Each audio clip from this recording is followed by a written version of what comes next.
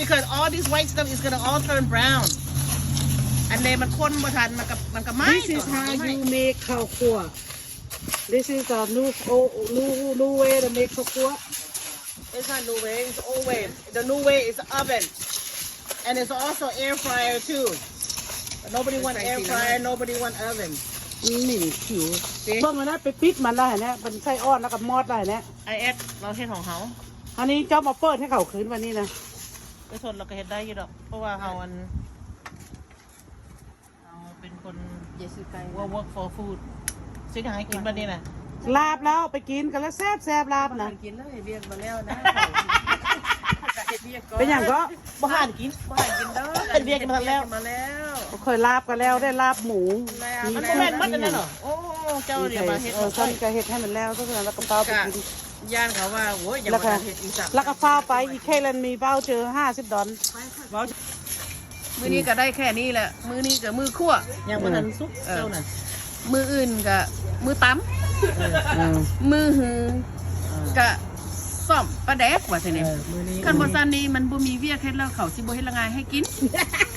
ต้องหวานเนาะ เท่านั้นมันได้แค่นี้ ขวดแล้วเราบ่ต้องปั้นดิคือคันเฮาปั้นแล้วมื้อใหม่มาเฮาสิบ่มีเวียกเฮ็ดเนาะ เส้นมืออื่นนะจังมาปั้นมัน เอาขวดนี้ให้แล้วก็แค่นี้แหละเอาไปหากินบัดนี้นะ เพราะให้มันเย็นปะเมียนโอเคมือนี้ปะเมียนให้เย็นแล้วจังมืออื่นมาปั้นนะ บ้านแล้วมือหือจังมาซ้อนปลาแดก โอเค ถ้ามันว่าพอเดี๋ยวเฮ็ดจังเลย เฮาก็คั่วอีก ขัวอีกเส้นปลาแดกจักมือมันจังสิแล้ว หน่วยก็นับเป็นนะมันก็หลายปีแล้วก่อนสิเฮ็ดแล้วมันก็สิห่วยมันสิแล้วที่มือเดียวบ่ มันคือสีบ่แล้วง่ายหรอมั้งเนาะปลาแดก ยิ่งหึงยิ่งแซ่บยิ่งหึงยิ่งแซ่บ ปลาแดก2ขุมันสิบ่แล้วง่ายหรอมั้ง นี่เมืองอเมริกาสมัยอเมริกาเฮาเฮ็ดจังซี่แหละ หิ่งเหิงหิ่งนัว เนาะเขาคั่วคือกัน คัน คือ ว่าบ่ได้ดอกคันผัวกับเมียนี่หิ่งแต่นั้นหิ่งเท่า หิ่งแก่หิ่งมัน หิ่งแก่หิ่งมัน บ่เลย หิ่งนัว แม่นบ่ คือมะพร้าวนะเจ้าเอามาคุมือเด้อมาซั่นนะเอากาบมันเอามาล้างถ้วย เป็นอันก่อนก็แซ่บผมนี่แหละ อันนั่น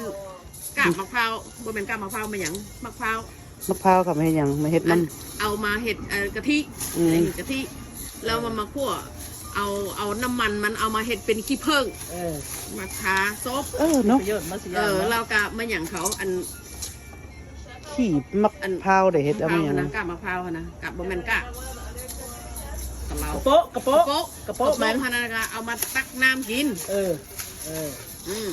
มีหลายอย่างต่อย องมะพร้าวน่ะไม่เฮ็ดหยัง ยองมันก็เอามาถูถ้วยถูซานถูนี่แหละ เนาะ มันยังพันแล้ว เราว่าใจเย็นๆของเราต้องเฮ็ดใจเย็น อันนี้คนใจฮ้อนคั่วข้าวคั่วต้องเป็นแบบนี้เด้อ ๆไฟมันฮ้อนบ่แม่นใจเฮามันฮ้อน คนใจฮ้อนต้องใส่เร่งไฟแรงคนใจเย็นวะนี่นะแม่นบ่เย็น ว่า นะ เย็นเจ้าก็ คั่วจังซี่แล้วมื้ออื่นพุ่นจังซี่แล้ว ต้องใส่ไฟอ่อนๆมันสิได้กินง่ายบ่นี่นะตะเวนมันคือกะสิตกดินแล้วนี่นะ เฮาคั่วซื่อๆน่ะบ่ได้ตำ เบิ่งนี่นะมันจักโมงแล้วนี่บ่7 โมงแล้วบ่นี่นะตะเวนก็จนสิ ไว้จะได้กินเขา ไปกินแล้วได้นี่นะหิวข้าวแล้วได้น่ะปานนี้สิได้กินนี่นะหิวก็เช้าล่ะ พาไปบ้านไผ่บ้านมันขั้น เสาได้จังได๋มันยังบ่ทันสุกน่ะ